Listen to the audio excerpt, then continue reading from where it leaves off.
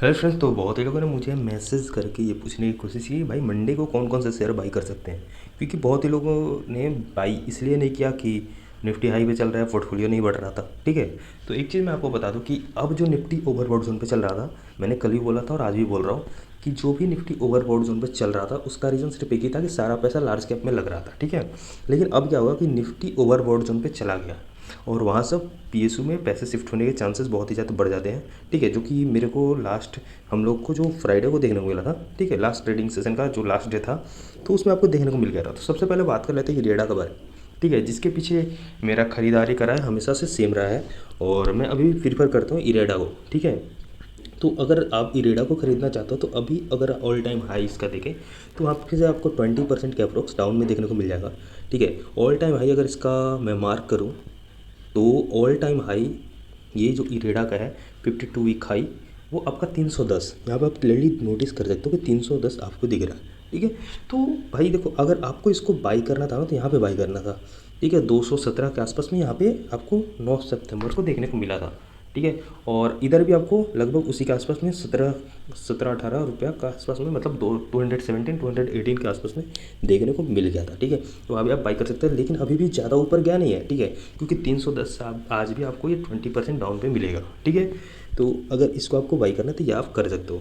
ठीक है, दूसरा अगर मैं शेयर के बारे में बात करूँ, अगर इसी का जो सिमिलर टाइप का कंपनी है जो फाइनेंस करता है, ठीक है, तो ये आपका आरईसी है। आरईसी भी आप ले सकते हो इसकी जगह पे, या फिर अगर आप पीएफसी लेना चाहो, ठीक है, तो पीएफसी भी यहाँ से आप ले सकते हो। ये भी आपका अच्छा एक शेयर आपको देखने को मिल जाएगा। ठीक है, अब चलो दूसरा शेयर के अगर बारे में मैं बात करूँ तो निकल कर आता है जोमेटो। ठीक है, जोमेटो को अगर हम देखें तो यहाँ पे भी लास्ट ट्रेडिंग सेशन में ही 298 के आसपास में हाई टच किया था। 297 दिखा रहा है, लेकिन यहाँ पे अगर मैं देखूँ तो 298 के आसपास में आपको देखने को मिल जाएगा।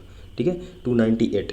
ठीक है, तो वहाँ से अगर हम देखें तो यहाँ पे 278 के आसपास में दिखने को मिलेगा अभी आज के टाइम पे, 278 के आसपास में, जो कि आपके 7% के अप्रोक्स डाउन में चल रहा है।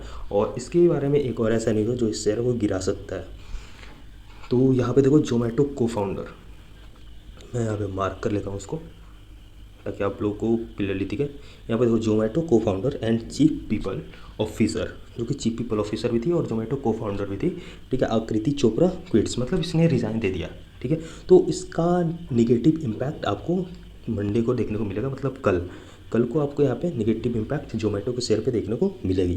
ठीक है, तो मैं तो भाई चाहता हूँ कि जोमेटो का शेयर गिर जाए, और आप लोग भी अगर बाई करना चाहते हो तो आप भी तो यही चाहोगे, क्योंकि मेरे ही पोर्टफोलियो में जोमेटो का शेयर था जो मैंने 397 पे बुक कर लिया था। ठीक है, तो अभी ये डाउन पे मेरे को मिल रहा है, तो आप भी अगर ख़रीदना चाहते हो तो यहाँ पे देखो अगर निगेटिव न्यूज़ है तो वहाँ से फॉल हो सकता है आपको। देखो 278 पे है, 270 तक जाएगा या फिर 265 पे भी अब अगर आपको जाता है ना, तो भाई ऑन डीप का स्ट्रेटेजी रखो, हमेशा कभी भी एक साथ पैसा नहीं लगाना है। ठीक है, तो क्लियर, तो इसको भी आप ले सकते हो मंडे को। तीसरा अगर मैं शेयर के बारे में बात करूँ तो ब्रेंट क्रूड प्राइस अगर मैं देखूँ तो देखो क्या होता है ना कि ब्रेंट क्रूड प्राइस के बारे में मैंने बताया था कि अगर ब्रेंट क्रूड प्राइस आज देखो, आज ब्रेंट क्रूड प्राइस कहाँ जा रहा है, ऊपर। तो ब्रेंट क्रूड प्राइस अगर ऊपर जाएगा तो क्या होगा, ऑयल एंड रिफाइनरी सेक्टर को प्रॉफिट मिलेगा। हाँ, ठीक है, और किसको लॉस होगा बताओ ज़रा, तो लॉस होगा हमारे पेंट सेक्टर को। ठीक है, तो मैंने आपको वो हर वीडियो में मैंने आपको क्लियर करके बता रखा है इसके बारे में। ठीक है, तो ज़्यादा टेंशन लेने की बात नहीं है, जो मैं बोल रहा हूँ उसको ध्यान से सुनो। अगर आपके ब्रेंट क्रूड प्राइस देखो लास्ट 1 मंथ का मैं दिखाऊँ, यहाँ पर 78 देखो 74 के आसपास, पहले नीचे था 68 तक पहुँच गया था। ठीक है, ब्रेंट क्रूड प्राइस, और वहाँ से ऊपर आया 74 के आसपास।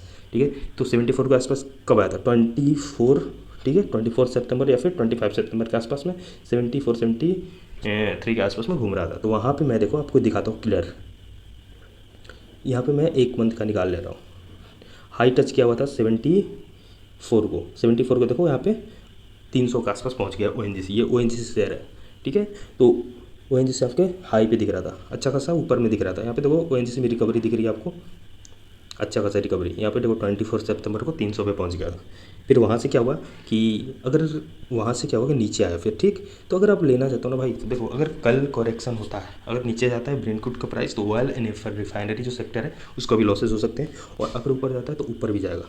तो अभी फ़िलहाल के लिए अगर ऊपर जा रहा है ना, तो ये आपकी हिंदुस्तान पेट्रोलियम HPCL BPCL या फिर आपको ONGC को फ़ायदा मिलेगा। और लॉस किसको होगा, तो पेंट सेक्टर मतलब एशियन पेंट, बर्जर पेंट। तो यहाँ पे मैंने आपको सब चीज़ क्लियरली बता कर रखा है। देखो यहाँ पे भी 24 सितंबर को क्या हुआ था, 24 सितंबर को इसमें करेक्शन भी देखने को मिली थी, जबकि आपके ब्रेंट क्रूड प्राइस जो थे ये आपके एशियन पेंट है। जबकि आपको ब्रेंट क्रूड प्राइस जो मैं आपको दिखा दूँ 24 सितंबर को क्या हुआ था ब्रेंट क्रूड प्राइस में। ये देखो 24 सितंबर को अपने हाई पे था 74.47 के आसपास में यूएसडी आपको दिखा रहा है।